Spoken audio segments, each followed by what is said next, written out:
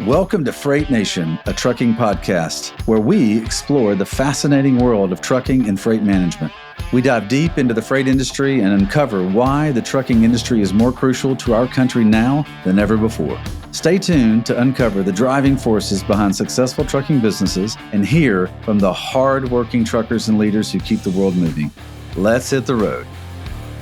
All right, well, welcome back again, Freight Nation. On behalf of Truckstop and all the people at Truckstop that exist and live to serve the trucking industry, thanks for joining us.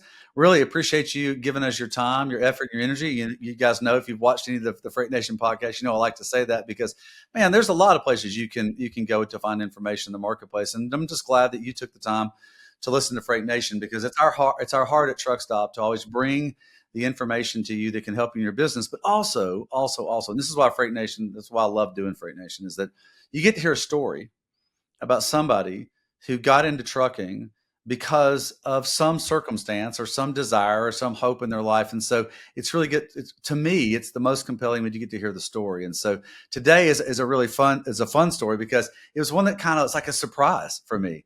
I was at the Mid-America Truck Show, and gentleman, Alan Alberto, who runs our partnership division, said, "Hey, I want you to meet this person, man." He goes, "They're really, really neat." He goes, and so I said, well, what is it that they work with us on this? So, well, it's in the fuel card segment. I go, fuel cards, come on, that's like the credit card industry or something like that. And he goes, "No, well, she's different." And man, did I find out how different she was. And so today on Freight Nation, you're going to get to hear from Jessica Dotson, who is the director of business development and account management for multi-service. But you're going to get to hear her cool story. So Jessica, thank you so much for joining us today on Freight Nation and bringing your story. Thank you, Brent. That's great to be here. I'm excited to talk to the trucking industry. That's where my passion is. So glad to be here. Well, get ready, Freight Nation. You're going to hear a really cool story, because you're going to get to hear about somebody who was in the accounting world and just said, "Man, I'd rather be in trucking than accounting." So, Jess, I tell you, it was so fun meeting you at Mid-America, one of my favorite places to go on the planet. Every March, I get to be in Louisville, Kentucky, eating pork chop sandwiches and meeting with the industry. I know everyone laughs because I love the pork chop sandwiches. And if you go to Mid-America and leave without eating a pork chop sandwich, I don't know if you've really experienced the whole thing that Mid-America has to offer. So anyways, that's just an aside note. But I got to meet you at Mid-America right outside the Truckstop booth. And it was just clear to me that you had a passion, not just for helping the industry on the fuel card end, but also just being a part of this industry. And so to me, really, that's what kind of separates you from others in the market, from some others in the marketplace, on why this industry is so fun for you. But you've got a really cool story about how you got into this, because you were somewhere else and your husband came to you and said, "I think I want to get into transportation." Man, I'd love for you to start off this Freight Nation podcast episode with talking about that, because that obviously changed y'all's life. Yeah, absolutely. But first, I have to say, when do you have time to eat at Matt's? First of all, it's like I'm like a kid in a candy store there. That is by far my favorite event as well. Interacting with all the different companies and the truck drivers. It's I'd call it my holiday. So back on track. So my journey started in the trucking world, to your point, through my husband. He had worked in warehouses most of his adult life, forklift operator, unloading trucks, loading trucks. He worked for a commercial moving company. And one day he came home, he's like, "I want to get out of the back of the truck and I want to drive a truck." I was like, "Oh, that's great. That's cool." Not thinking anything of it. And then a couple of months go by and he said, "Yep, I'm going to take my CDL. Find me a truck driving school." I'm like, okay, so you're serious, right? So that started the journey, was his passion to get in the front of the truck and start driving a truck. Unbeknownst to me, he had wanted to be a truck driver since he was a kid. So, we hear a lot of those stories that I would love to be a truck driver. Where that inspiration came from, I still to this day do not know, but he wanted to be a truck driver most of his life. So he took that step, went through truck driving school. I was right there lock and step with him along that journey. We were down to one car at the time, grassroots, you talk about grassroots. One car in our family, so I'd drop him off at truck driving school. I'd go to my full-time job, and whenever I would get there, I would see him, in the truck with the drivers, and just, basket full of nerves. So watching him start in that position and watching his passion for that space and the motivation, the drive that he had was exciting. So after he got through truck driving school, he started working for a trucking company. Obviously, he had to start as a student driver. Every truck driver does have to get that experience under their belt. After I think it was about on the road when he first started, almost 3 months without coming Wow. home. Whoa, 90 days. Wow. Yeah. So what was he hauling? What was the At that time, he was hauling dry van. He was hauling big rolls of paper out of Blinker, Wisconsin. And so definitely a whole new world. Blinker, Wisconsin, as we know in the wintertime, it's an ice skating rink up there. So he definitely got the diversity in the elements. It was exciting to hear about it, but not sidetrack, which I always do if you know me at all. I kind of compare what it was like going without him to when my oldest son went into boot camp. You don't get to talk to him. You don't get to yeah, well, he's now out, but yeah, he served his time. And anytime your family's gone like that, they're there every day. We've been married for almost 22 years. And at that time, we were in about 10 years. And having your husband there every single day with you, helping you with the kids, helping you with everyday household items, mowing the lawn, taking out the trash, so on and so forth, there's comfort there. And then to have him just gone, it was quite a shell shock for us.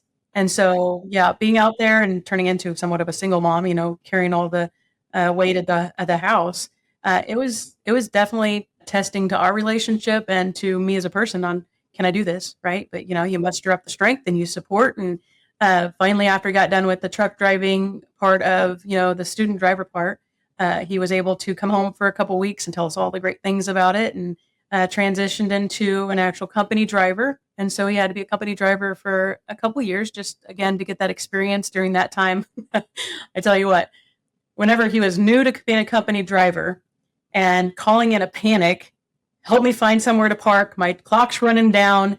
I went by this truck stop and all the parking spots are full. I didn't even know that could happen. Find me somewhere. And I'm like, what do I do? He's like, grab the laptop, pull up this website. I think it was called Truck Masters or something. He's like, I'm on I-80. I'm running this mile marker. Find somewhere. And I'm like, there's a Walmart. He's like, okay, I'll go there. And I'm like, he's like, but you need to call him because sometimes Walmarts won't let you park there. So I call the manager. Hey, my husband's on his way. He needs somewhere to park. Is it allowed? And so I get the yes or no, you got to find somewhere else. So then I'd call and I'd get him off the wrong exit ramp because I found him a gas station instead of a truck stop. Qualcomm alarms are going off in the background. And you talk about an experience, right? You just learned so much through him and his time on the road. We jumped in the truck with him and rode with him. Me and the kids did, and that experience is that was a little bit later on down the road. Whenever he started, after he got done being a company driver, where he was over the road, he found a local company here where he was able to start hauling containers out of the rail yards, and he was home every day. So that was a great change for us. That was the great part. So that's whenever we could kind of go out with him over the road. He would go to Liberal, Kansas. And so we'd stay down there with the Stinky Cow stockyards and, go to taco trucks at the local lady down the street and get food for the truck. And I'm a camper, so it's kind of like camping. I know I'm totally like glamorizing the whole trucker experience, but that's how I kind of relate to it. I tell you what, it was so eye-opening to see what a truck driver goes through, the unexpected elements on the road. Sometimes the disrespect when you're at a place where you're unloading and they don't even let you use the restroom. It's just, it's heartbreaking. It's personal, So down the road, obviously, he drives for this company here locally, hauls containers, and the company he worked for was fantastic. The guy that owned the company, he inherited it from his father, and so he took it over, and he created a unique opportunity to those drivers to buy some of his used trucks from him and start really creating their own way and their own path. And that's whenever my husband came to me and said, hey. Where was that in the journey? How long had he been driving when he transitioned from a company driver to buying a truck? And I'm assuming becoming a leased on owner operator to that fleet. That's exactly right. It was probably about 5-6 years into his journey. Yep. So fairly early. Back in my previous before Truckstop, I worked for Overdrive magazine, and I used to love to look at all the data. It's about a 7-year time period before they go from company driver to owner operator, sometimes leased owner operator, sometimes independent owner operator, but it's about a 7-year period before that they go through. So your husband was right in that same timeline. That's cool statistics. I didn't even know that. And you guys got to ride in the truck with him. Yeah. And spend some time. So let me ask you a question. So how many children do y'all have? We have 6 kids between both of us. Okay, We well, were I both got in some previous kids. relationships. Yep. Yep. So we're the Brady Bunch. Okay. He has a couple older kids. I have a couple older kids, and then we have 2 shared together. Fantastic. Yeah. So what was it like being in the truck with him when he was driving? What that just feel like? It felt exciting and terrifying all at the same time. My husband is definitely the safer driver between the two of us. Slow and steady wins the race in his mindset, and me, fast track, just get there is mine. So sitting up that tall and that high, going across a huge bridge and looking over, and you're like, we go over the edge, there's nothing stopping us there, right? That was scary, but exciting. You felt like the biggest thing on the highway. There's a lot of power in that. It was really fun. In my younger years, I had a CDL and I drove a dump truck and a school bus. You drove a dump truck? Get out of here. That's a whole nother story for a whole nother day. It was really fun. Like I said, a wealth of knowledge by being in that truck, the things you just don't know and never think about. Riding it's one thing on the highway, that's great. But then you get into the cities, then you go to back up, then you have to do pre-inspections, then you have, oh my gosh, an accident, right? And then your hours are running down, and I am filled with anxiety anyway. So hearing the Qualcomms go off or knowing that we're cutting down to the wire, I'm very much a planner, and there is so much unplanned circumstances that happen. A little too much for me. So my husband is absolutely the right person in the seat. Well, that's fantastic. So Freight Nation is really cool listening to Jessica talk about their experience, because if you've been in trucking long enough, you really know it can be very much a family affair on things. And so, Jessica, you reminded me of something about how when a trucker's out on the road, they need help back somewhere. And if you own your own truck, and you're out there, it's one of those things where you're calling back to your spouse or your significant other that's helping you coordinate things, because you need to be paying attention when you're driving the truck. And on top of that, it's kind of part of it's part of the law that you're paying attention. So it's really neat. You were talking about finding a parking place for him, which is obviously one of the biggest issues inside of transportation right now, is just having enough parking. But for you found what you thought was a parking place, but it was really a gas station with a diesel pump. It's okay. Well, so figuring out these processes, it's not easy, So, all right. So what was when he started driving his own truck, what was the thing that you thought, oh, that was the thing that I enjoyed the most? And then what was some of the hard, other than him being gone, what were some of the more difficult things? Really being gone, right? Him being gone and not being in the house, it puts a lot of weight on your shoulders, but also hardest thing is worrying about him. The worry that you start to absorb it's tremendous. Yeah, I'm very much a good morning and good night kind of person, and seeing you and making sure you're safe is another. Backing up just a little bit. Whenever my husband came to me and said he wanted to run his own trucking company, I was in accounting for many years, and in my mind, I had the immediate thought of how am I going to help him run the back office, the office side of things. And a lot of people say they kind of fell into this space, and I think kind of uniquely, I did both. I fell into it through my husband, but I was very deliberate on moving forward and staying in it.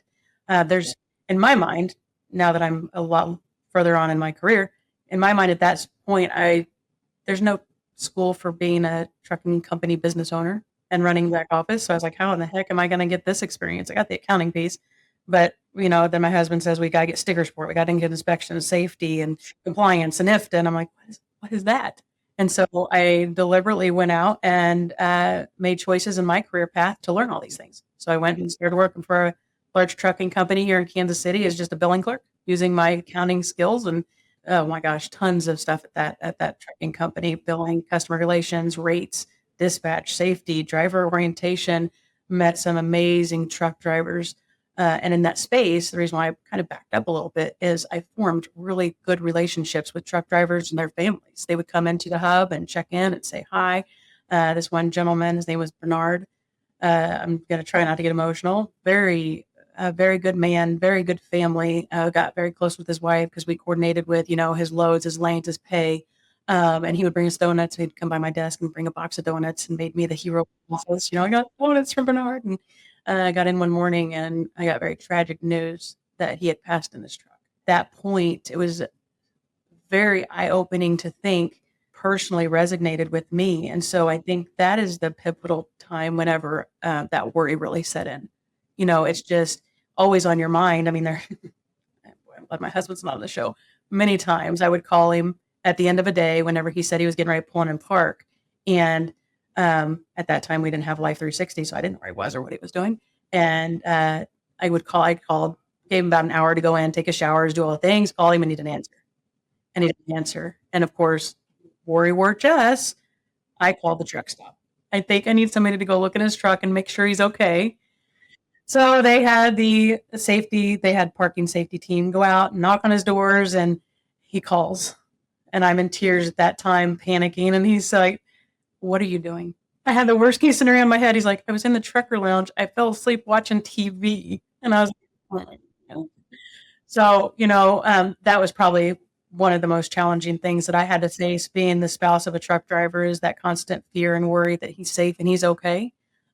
Because it's real. It's a real fear that spouses, whether you're a husband or wife at home, it's a real fear that your loved one is out there on the road, and that he's okay. And he had some real life experiences as a new driver. He wasn't aware of sitting a long time can cause problems with clotting in your body parts. He came home one weekend after being on the road for a couple weeks and was complaining about leg aches and problems. And I have a family history of blood clotting, and I knew the signs and got him to the emergency room, and he had formed a clot from his hip to his ankle because he wasn't up moving around. He was just trying to keep on the clock and get to his destination and not taking the breaks he needed.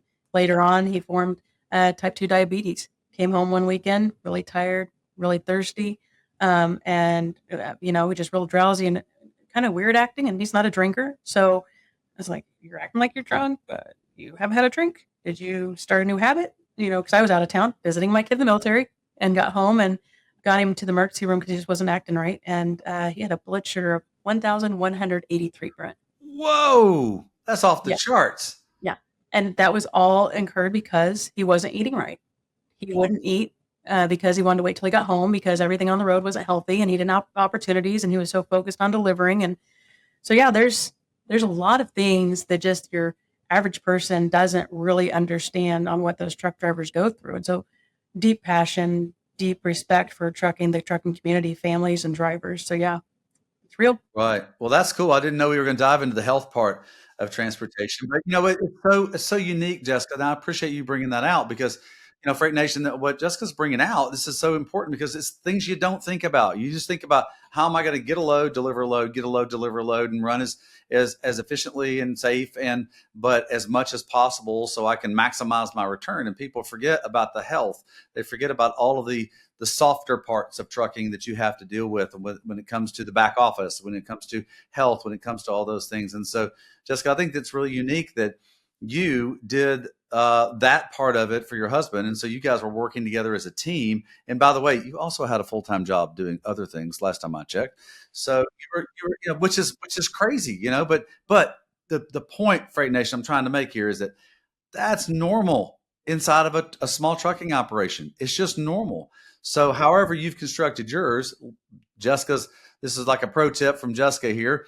Make sure you're paying attention to these things, especially things like your health when it comes to clots potentially because you sit tremendous amount of time, or the fact that your diet and how it could, when you get to a certain age in your life, type 2 diabetes becomes a real thing, and you need to pay attention to that. So super important because your health is a big part of how you can perform. So I know Kevin Rutherford of Let's Truck, and we talk about this all the time about your health is a big part of how well you can perform. Yeah, and don't avoid taking care of yourself, right? Whenever this happened, we panicked, Brent. Whenever when he got the blood clot, and we talked about having to monitor your blood density levels and the warfarin and all the things. We're like, oh my gosh, how's he going to pass his physical and keep driving, right? But you can do it. You work through it. You learn your regimen, and same with diabetes. It's like, oh my gosh, but it's about monitoring and being proactive and controlling that disease. And you can be successful in this space. So just don't avoid it because you're afraid it's going to take away your license, because it won't. All right. So Jessica, this is really cool because this is kind of like a 101 for the Freight Nation watchers and listeners, that okay, you've started your own operation. What are the other things you need to make sure that are in your trucking operation that can help you, create success? And you're talking about those things, which are, what are you doing for back office? What are you doing for extemporaneous help outside? Typically, it's by a spouse or a significant other in this marketplace. I've been around long enough, 26 years now, but I've yet to run into a couple a family that has a small trucking operation where both husband and wife, or husband and significant other, or wife and significant other aren't both involved in the operation, because that's usually what creates success in it. So that's super cool. All right, so you were in accounting. You decided, okay, not just okay, I'm going to go to work for a fleet and I'm going to learn all about the process, and then but you've gone even further than that, because you left that and got deeper into the marketplace. And tell me, first off, what made you want to go leave sort of an accounting structure focused type job and get further into transportation? What was the motivation behind that? The motivation is obviously at home, right? Being a successful company owner and aligning with my vision, with my husband's vision. Wait, hold on, time out. Lining your vision with your husband's vision. That's big. Hey, Freight Nation, that's a big one. Write that one down somewhere. You got to align visions. That's super cool. That's a great statement. Keep going. The one piece that I was missing was how do we get loads, right? Do we go direct to shipper? Well, that's really hard when you're an owner operator, because you have to make sure that you can, accommodate each one of those lanes or be reliable. And if there's a truck breakdown or he gets sick, there's not another backup person, right? So how do we get loads? So how do we get on with a broker, right? Lack of better words. So I was like, well, let's go see if I can find a job at a broker. Right. So I was able to align my career goals with a broker here again in Kansas City, and started there, leverage my accounting skills again, because that's where my roots started. So I was on the accounting side of the brokerage, but a very small, intimate office. So I was able to be the person that sets up the carrier packets. Right. So I learned what is required of a truck driver, a trucking company to sign on with a brokerage. You have to have a certain amount of insurance. You have to make sure you don't have any freight guard reports, which, again, now that I'm further in my career, there's a lot around the freight guard reporting and how accurate it is. But at that point, I needed to understand what a broker was looking at in regards to a carrier qualification. And so they would look at freight guards. They would make sure you had the right insurance, and it was, active policy. That's beneficial. Also looking at your DAC records, making sure you have a good driving record, and then experience, right? How long you had to be a driver and how much experience you had to have for them to sign you on as one of their carriers to haul their loads. Because on the opposite side of that, I got a unique perspective on what makes a broker want to use you. And it's not just the reliability, and it's not just your score. It's how are we going to get along? How well do you communicate? How do you communicate? Are you yelling at me all the time? Are you understanding? Are you empathetic? Do you verbalize where you're at? Hey, I got a flat tire. It's going to take me a little bit. Hey, I have a breakdown. You might need to put somebody else underneath this so you don't lose the load. There's a time and a place for everything, and how you communicate and the relationships you form are so important in this industry. And it's both sides, right? I was able to see on my side of the world how great these brokers were, how genuinely they cared, how long they were sitting at that desk, how they negotiated rates, how they fought for the driver's pay. And so that was very inspiring to me. I was like, this is exactly the kind of broker I would want to work for. An amazing relationship there. Doesn't stop with brokerage, right? We don't just book loads. Well, how are we going to pay our bills whenever you have a 30-day pay on an invoice? And what do I do? Do I go through a brokerage and get quick pay and pay those fees? Or should I do factoring? So guess where I needed to go next? I needed to go work for a factoring company and understand what's required of a trucking company to be able to factor. What are the rates? What are the ins and outs? What has to take place? How fast do they pay? So I started my journey at that point with multi-service. And whenever they had their factoring division, and I was an account manager at that point. So again, immersing myself in those relationships, understanding the urgency of when they need to get paid, how quick they need to get paid. I think my biggest struggle in every aspect of my career, and what I do personally, is working with people that are like-minded, that truly get it, right? Do you truly understand the sense of urgency? Are you truly intimate with your customer? Because that's what's going to create the good relationships, create the trust, which is completely broken in the industry. If you don't have trust, you have nothing. And that's both sides, right? You have to trust that your customer's going to pay the bill, And your customer has to trust that you're not going to try to push all these operational costs on him and really put a burden on him, right? So getting those relationships, getting an understanding of what it takes to run a trucking company through factoring, which is extremely beneficial. At first, I was like, oh God, this is a payday loan. This is so gross and disgusting. And as I got into factoring, I was like, no, this is actually crazy beneficial. This helps with cash flow. This helps gets those bills paid faster. And again, if you work with a good factoring company that is truly genuine on making sure that you're able to operate and run your business successfully and be profitable, then you're winning. So from there, keep going. I've got you spun your accounting into your husband buying a truck, you working for a fleet, you working for a broker, you working for a factory. You keep coming. This is like Hey, Freight Nation. This is like a 101 on all the pieces of the puzzle. So this is fantastic, Jessica. Keep going. There's gonna be so many people helped by this. I would like to say we're almost done, but we're almost to where I am now, and there's so much more to be had. Right?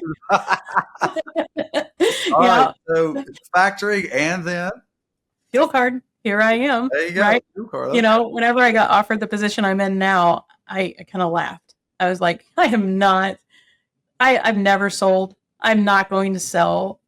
You know, as an end user, right? As the wife of a trucker, why would I ever want to sign up for a credit card, right? But I quickly learned that it's not just a credit card. Not really a credit card at all. The fuel card is a unique piece of plastic. My team hates when I say that. Plastic that you're able to use for transactions, and you're able to really control your spending, right? You can put limits on your card, and it also is very beneficial because it opens you up to acceptability at all the truck stops, right? And be able to have savings on that. Where I found it beneficial whenever because my husband and I signed up for the fuel card. I was like, well, if I'm going to sell it, I wasn't the seller. I was on the account management side, you know, where I live and breathe. Those relationships, helping out the truck drivers and making sure that they're successful. But I needed to understand the product. So signed up for the fuel card. Funny enough, I mean, my husband's fantastic. So he got approved, was able to get an unsecured line of credit. And he kind of laughed at me. He's like, let's see how this goes. You know, and within the first few months, we were seeing a lot of savings, right? And the savings weren't just at a discount. It's just a one truck guy. It was also at that cash price, right? That's already down below that retail that they put on that board. So we were able to see instant savings immediately. But where I found it beneficial was being able to have reporting to go through, you know, the IFTA tax process, because that's a whole conundrum. And if you don't have easy reporting, it just causes chaos, right? So that was where I found it beneficial. What is your greatest piece of advice to a couple who's starting themselves out in the trucking industry? He's been a company driver. She's been a company driver for 2 or 3 years. And so they don't know how to drive a truck really well. But you pivot into owning your own business. What's your greatest piece of advice to somebody who finds themselves at that desire for their operation? The biggest piece of advice, especially right now with the space that we're in the industry, with the economic factors, you've got to have, you know, a lot of people say 9 months. I would say at least have a year to a year and a half worth of operational savings. Do not go out on your own until you have saved enough money to maintain that business for at least a year. Wow. No, that's, you know, usually they say 6 months, but you're saying probably considering some of the uncertainty in the marketplace today, after we came out of this incredible marketplace during the pandemic for truckers. I mean, they were making 2 or 3 times more than they've ever made per mile in their life. So you say 1 year to 1.5 years. Yeah, I always like to say, but most people don't know this, Jessica, and I appreciate you saying this highly, because most people don't know this. The number one thing that puts a trucker out of business is a major mechanical failure.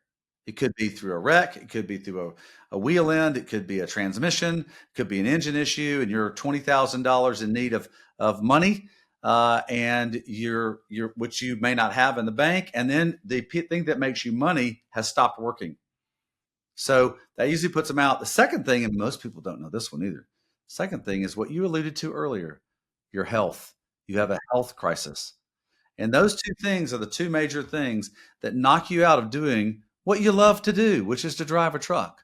So pay attention to those things. So cash flow is king, and cash flow in circumstances where you have a breakdown or you have an issue going on, you need to be able to get through these things. And if you don't have cash in the bank, it's going to be very difficult and sometimes impossible. It would have taken us out. We would have absolutely been a one income household if my husband hadn't have been smart to do that in the beginning. He's a saver anyway, so it was natural for him. But if we wouldn't have, Brent, he was out for 3 months with his blood clot. So firsthand experience, you went through something that your preparation was able to allow to keep you guys allow your husband and your family to keep him doing what he loves to do, which is to drive a truck ever since he's a little boy, right?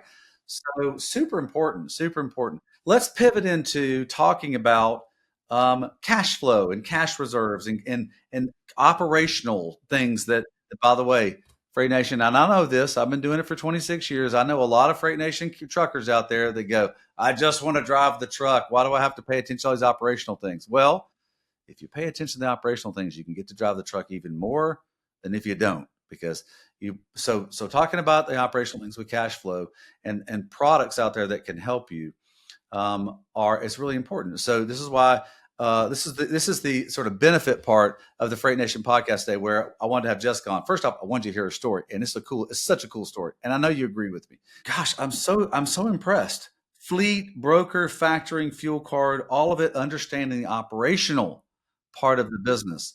Let's talk about operations, and then let's talk about how fuel cards, what are sort of the ups and downs of using a fuel card? What's the right way, or some of the advice on how to use it? And what are some of the potential sort of pitfalls on things you might want to avoid, or you understand better before you utilize them? But let's start first with the operational things. Let's talk a little bit about that. The operational things of you guys running your business, and then how fuel cards work into that. Yeah, absolutely. So operationally, my husband, very old school. He knows the nuts and bolts, ins and outs. You said a trucker is old school? That's a shocker. I know. I'm trying to bring him into the century. Old school's what makes him a great trucker. I tell you what makes him a great trucker. That's right. Pen to paper. They talk about paper logs. He has, paper back office.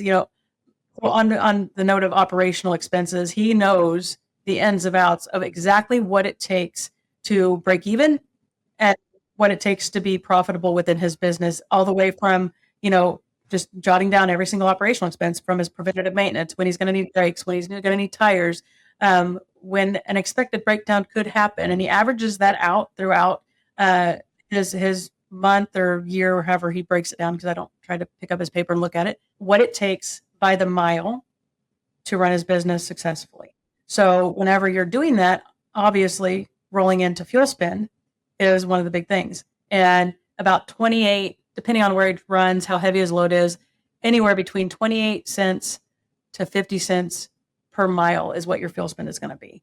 So when you talk about that, you're talking about, as a whole, how can I save on that piece? Multiple factors go into that, right? How fast does he run his tractor? What are his tires, right? You go cheap, you go broke. Those angel tires, you got to make sure that they're safe and that they do good fuel efficiency. So he's making sure that his tires have good wear. He's making sure that he's running his truck at a decent speed. I mean, he strategically leaves every morning about 2 or 3 o'clock in the morning to get ahead of traffic, so there's no stop and starts. That's also hard on your truck. He also sets it on cruise control because he knows exactly where he needs to set that parameter to make sure he's running fuel efficient.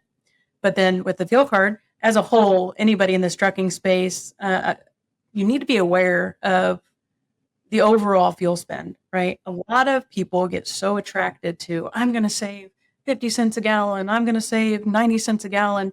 That's great. But are you paying a higher dollar amount even with that discount embedded in that? Do you know along your journey where you could actually save more at that bottom dollar? So getting trapped into that discount arena is dangerous because you're losing focus on your overall spend for your truck. So that's where, technology is really benefiting truck drivers these days. Let's go way back in the Wayback Machine, right? 1978, whenever, drivers were out here with a wad of cash in their pocket. Crazy, big issue with theft and safety for our drivers, not really being able to document where their spend is very well, paper receipts in a shoebox. That's kind of challenging. I had to do that. Then pack envelopes, stacks crumpled up, and not able to manage that spend very well as, the efficiency. walking into the truck stop, you're going through your cash, you're holding up the fuel island, you're taking your time. So fuel cards come into space, right? And it's just usually, where it started was just being able to have a safer way to pay and an easier way to document. Well, now we're in the arena of transparency, right? And efficiency. And so with mobile apps coming into this space, you're really able to, with our mobile app, I can't speak on competitors. I know everybody's got the pricing mechanism. With our mobile app specific, you're able to plan your route. And along your route, you're able to see what the actual cost of your fuel is going to be along the route at truck stops. So you can more strategically prioritize, what do you need to do? Do you need a shower? Do you need to, just fuel? I call it a splash and dash. I found out that's an Olympic term for diving into a pool, but I use it for truckers, splash and dash. So really you can make better use of your time. You're not wasting your time trying to find your facilities or understanding exactly how much you're going to pay at that bottom dollar. So that's the biggest tip I can give in this space as a trucking company is make sure you understand the whole picture. On the fuel card that you might be using, are you limited or unlimited? Yeah, exactly. And are you working with a fuel card that understands the space, right? A lot of these tech companies come out and we're accepted everywhere Visa is. Well, then you find out where are you accepted, and you're looking, and it's like 222,000 locations across the United States, and you're like, well, which one's the truck stop? That's not going to work. I can't. Again, like I said, I was putting my husband in a 4-wheeler side, and he couldn't even turn his truck around. Then you have a problem, right? You have to work with a fuel card that knows the trucking industry, that has a wide acceptance at the truck stops, which is the high flow diesel island. Important term to know, right? Because everybody has a diesel pump. I mean, I pull in our big truck to get diesel in that truck, but it's a high flow diesel island with enough maneuverability. We worked really hard to create that space, right, where we know the merchants, we know the truck stops, so that your truck drivers aren't put in an awkward position. So you've got your acceptability, you've got your technology, so you can see where you're going to fuel and have a strategic way to plan that out for fuel efficiency and cost and savings. And then with your reporting, right, you want to make it easy, and you want to make it to where it's not, in my case, before we started using our fuel card, I was using another fuel card, and I would spend about an hour and a half trying to itemize out and pull a report together to upload into the exactly. But those are the main things. I could sell you a fuel card and say. Yeah. So let me recap. All right, so Freight Nation, notice that Jessica didn't start with what the fuel card does. She started with the major expense part of the equation, the truck. She talked about tires. She talked about understanding when you were operating the truck to avoid starts and stops. One thing you didn't mention, but I'm sure that you and your husband pay attention to, is the aerodynamic drag on that truck. You try to be as aerodynamic as possible because that's fuel mileage. You also talked about knowing, and so that was one piece. And another piece was, you said that your husband and you know every single piece of the operational cost of the truck. And I can tell you, and this is a historical thing, and Freight Nation, I know you know this if you operate a truck, and you may fall in this category, you may not, but a lot of the marketplace does not know their operational costs. They don't know their cost per mile. And so it's a very difficult thing. When you operate in an arena that is charged by the mile, you need to know what your operational cost is by the mile. And so you were talking about, you and your husband know that all the way down to every piece of what is his cost to operate that truck, including saving for the times it may go out of service. So that is just, it's fantastic on this. All right. So, and then you start talking about a fuel card and how that part of it is does it have all the options in the marketplace? Is it accepted in the marketplace? How is it utilized from a standpoint of reporting? All the things that go into making it a benefit to you. You also mentioned, you said something, I want you to unwind a little bit more of this. You said so many people pay attention to just the discount that is stated on a fuel card, and that's not everything in the benefit of a fuel card. So talk a little bit more about that, because that's something I hadn't heard somebody say much about. I mean, you can pull up fuel card on Google right now, and the first thing you see is 40 to 50 cents off. I mean, that's the sell, right? But truly understanding that you need to know what you're going to pay at the pump is where you really save, right? What am I actually paying whenever I get done swiping that card?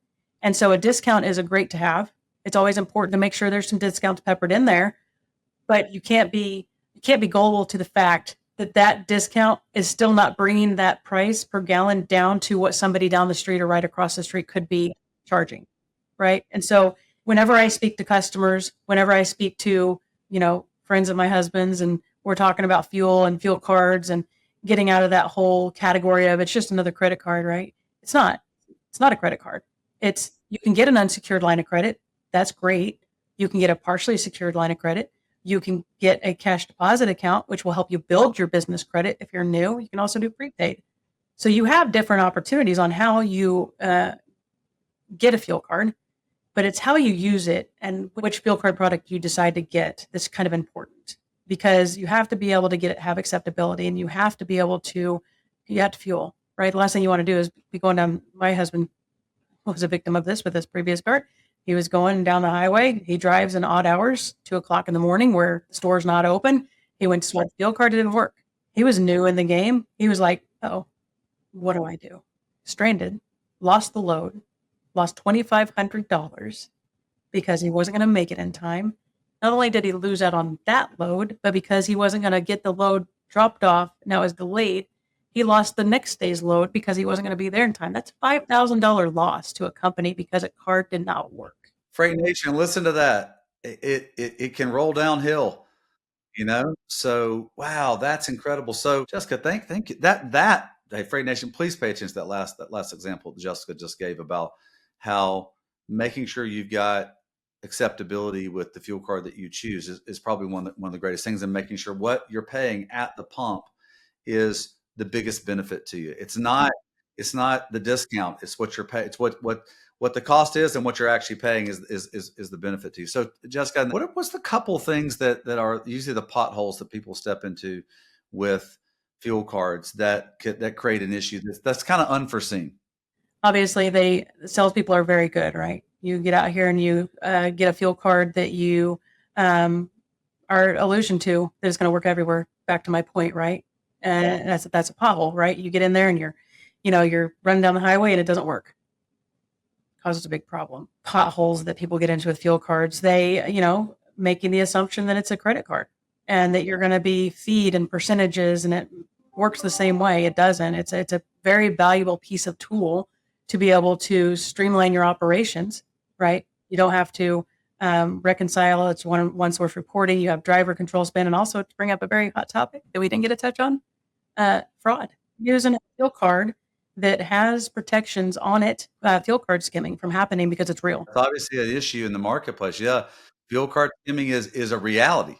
Yeah, so be careful with that. Make sure you're choosing a fuel card that does have not only one, but maybe two barriers of entry, making sure that there's protections around that fuel card that protect your card from getting skimmed at those pumps. It's real. It's in the industry still. So making sure you're picking a fuel card that has those parameters on there.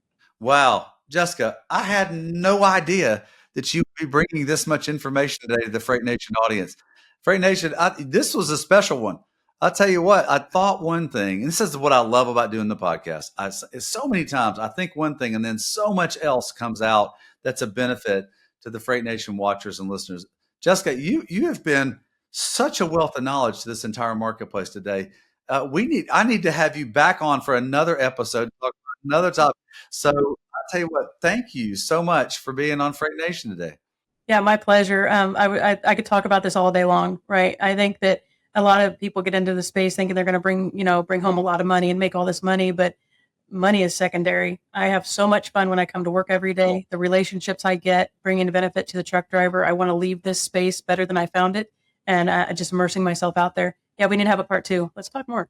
Well, Freight Nation, I tell you what a gem we had today on this podcast. I hope that you watch all of it because every piece of it is good advice to your operation. Jessica, thank you for bringing that great advice, and thank you for you and your husband's heart for this industry. It means a lot to all of us that operate in it, and you're part of it. So thank you so much for your heart. I appreciate that. Thank you, Brent. You're welcome. All right, Freight Nation, that's a wrap. This was a great one. Please watch all of it. I hope that if you missed it, scroll backwards and watch it twice. I tell you what. All right, Freight Nation, I hope this was a big benefit to you. I know it was because it was a benefit to me. And I've been around a long time watching a lot of people, and Jessica communicates this really clearly.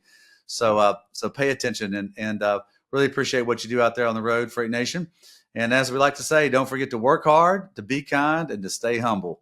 We'll catch you the next time, Freight Nation. Thanks for watching and listening.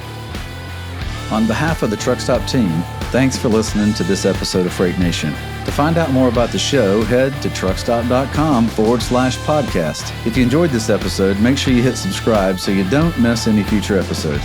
Until then, keep on trucking and exploring the open roads with Freight Nation, a trucking podcast.